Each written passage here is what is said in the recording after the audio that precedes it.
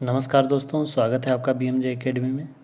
दोस्तों, Indian polity video series में हमने संघ की कार्यपालिका के अंतर्गत राष्ट्रपति और उपराष्ट्रपति के बारे में विस्तार पूर्वक पढ़ा और फिर हमने पिछले वीडियो में राष्ट्रपति और उपराष्ट्रपति से संबंधित जितने भी महत्वपूर्ण प्रश्न हैं जो विभिन्न प्रतियोगी परीक्षाओं में बार बार आते रहे हैं, उन प्रश्नों को भी देखा।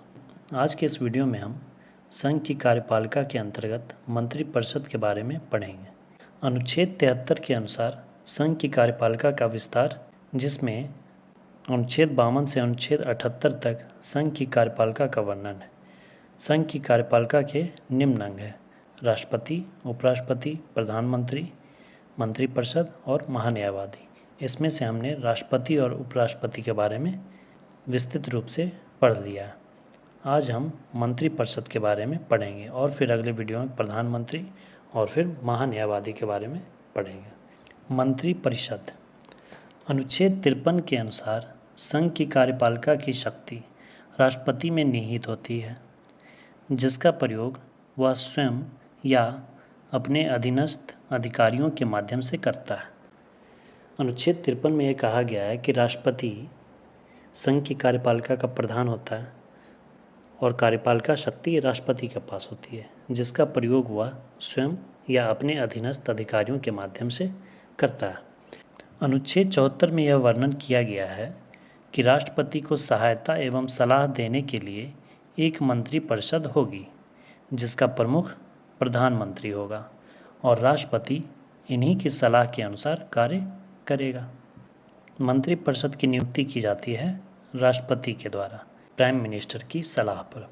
शपथ राष्ट्रपति के द्वारा, नियुक्ति राष्ट्रपति के द्वारा और त्याग पत्र भी ये अपना राष्ट्रपति को ही देते हैं। मंत्रिपरिषद के जो सदस्य होते हैं उनकी योग्यता लोकसभा या राज्यसभा के सदस्य होने चाहिए, सांसद होने चाहिए, और जो सदस्य नहीं हैं वो भी बन सकते हैं, लेकिन उन्हें 6 माह के अंदर संसद सदस्य बनना होगा। मंत्रिपरिषद सामूहिक रूप से लोकसभा के प्रति उत्तरदायी होते हैं और व्यक्तिगत रूप से राष्ट्रपति के प्रति उत्तरदायी होते हैं। अब आइए अनुच्छेद 75 में मंत्रिपरिषद को लेकर क्या प्रावधान किया गया है उसे देखते हैं। अनुच्छेद 75(1) में राष्ट्रपति प्रधानमंत्री की नियुक्ति करेगा और प्रधानमंत्री की सलाह पर मंत्रिपरिषद की नियुक्ति करेगा। अनुच्छेद 75(1) में कहा गया है कि राष्ट्रपति प्रधानमंत्री की नियुक्ति करेंगे और प्रधानमंत्री के ही सलाह पर मंत्रिपरिषद के सदस्यों की नियुक्ति करेंगे। अनुच्छेद 75(2) में मंत्रिपरिषद के जो सदस्य हैं उनका कोई निश्चित कार्यकाल नहीं होता है, वह राष्ट्रपति के प्रसाद पर्यंत अपने पद पर बने रहते हैं। राष्ट्रपति के प्रसाद पर्यंत कहें या फिर कहें प्राइम मिनिस्टर के प्रसाद पर्यंत, यानी कि जब तक प्राइम मिनिस्टर चाहेंगे तब तक वो अपने पद पर बने रहेंगे। अनुच्छेद 75(3) के अनुसार मंत्रिपरिषद लोकसभा के प्रति सामूहिक रूप से उत्तरदायी होते हैं। अब देखिए मंत्रिपरिषद के भाग, मंत्रिपरिषद के अंग, मंत्रिपरिषद में कौन कौन शामिल होते हैं। मंत्रिपरिषद में शामिल होते हैं सबसे पहले प्रधानमंत्री, जो कि इस मंत्रिपरिषद का प्रधान होते हैं। मंत्रिपरिषद के मुखिया होते हैं प्रधानमंत्री, और कैबिनेट मंत्री होते हैं। कैबिनेट मंत्री उन्हें कहा जाता है जो महत्वपूर्ण मंत्रालय के मंत्री होते हैं, जैसे रक्षा मंत्री, विदेश मंत्री, वित्त मंत्री, ये सब प्रमुख मंत्रालय हुए, तो उसे ही कैबिनेट मंत्री कहा जाता है। राज्य मंत्री भी 2 भागों में होते हैं। पहला कैबिनेट मंत्री के सहायक और दूसरा स्वतंत्र प्रभार, जो कि छोटे मंत्रालय, छोटे विभाग के होते हैं। और इसमें होते हैं उपमंत्री में जो प्रशासनिक कार्य करते हैं, मंत्रालय से संबंधित कार्य करते हैं, जो कि कैबिनेट और राज्य मंत्री की सहायता के लिए होते हैं। जब किसी राज्य मंत्री को स्वतंत्र प्रभार दिया जाता है तो उसे कैबिनेट मंत्री की ही तरह वेतन, भत्ते और सुविधाएं दी जाती है। मंत्रिपरिषद को ही सामूहिक रूप से सरकार कहा जाता है। ये सामूहिक रूप से लोकसभा के प्रति उत्तरदायी होते हैं। यदि किसी एक मंत्री के भी खिलाफ अविश्वास प्रस्ताव पारित होता है तो पूरे मंत्रिपरिषद को सामूहिक रूप से त्यागपत्र देना पड़ता है और सरकार गिर जाती है। मंत्रिपरिषद सामूहिक दायित्व के सिद्धांत पर कार्य करता है। यदि कोई विधेयक मंत्रिपरिषद ने संसद में पेश किया और मंत्रिपरिषद के ही किसी एक सदस्य द्वारा विधेयक के विरोध में मत दे दिया गया तो सभी मंत्रियों सहित मंत्रिपरिषद को सामूहिक रूप से त्यागपत्र देना पड़ता है।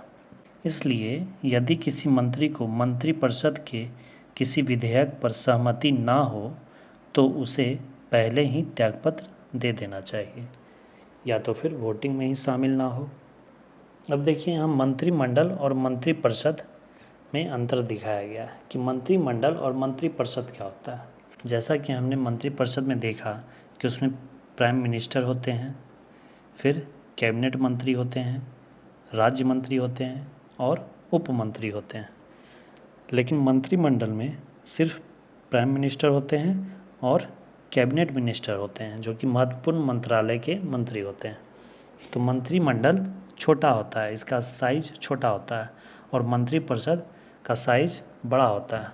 मंत्रिमंडल में मंत्रियों की संख्या 15 से 20 होती है और यह काफ़ी शक्तिशाली होती है। मंत्रिमंडल मंत्रिपरिषद का केंद्रीय भाग होता है। मंत्रिमंडल शब्द 44वें संविधान संशोधन 1978 में अनुच्छेद 352(3) में जोड़ा गया था। अनुच्छेद 352(3) में यह कहा गया था, यह चर्चा किया गया था कि मंत्रिमंडल के लिखित स्वीकृति पर ही राष्ट्रपति राष्ट्रीय आपात की घोषणा कर सकते हैं। इसी संशोधन में भारतीय संविधान में मंत्रिमंडल शब्द जोड़ा गया।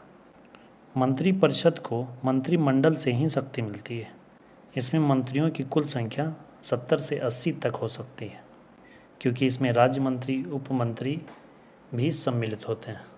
मंत्रिपरिषद के सदस्यों की संख्या 91वां संविधान संशोधन 2003 में अनुच्छेद 75 के उपखंड 1 क में यह निर्धारित किया गया कि मंत्रिपरिषद के सदस्यों की संख्या लोकसभा की कुल सदस्य संख्या का अधिकतम 15% ही होगी।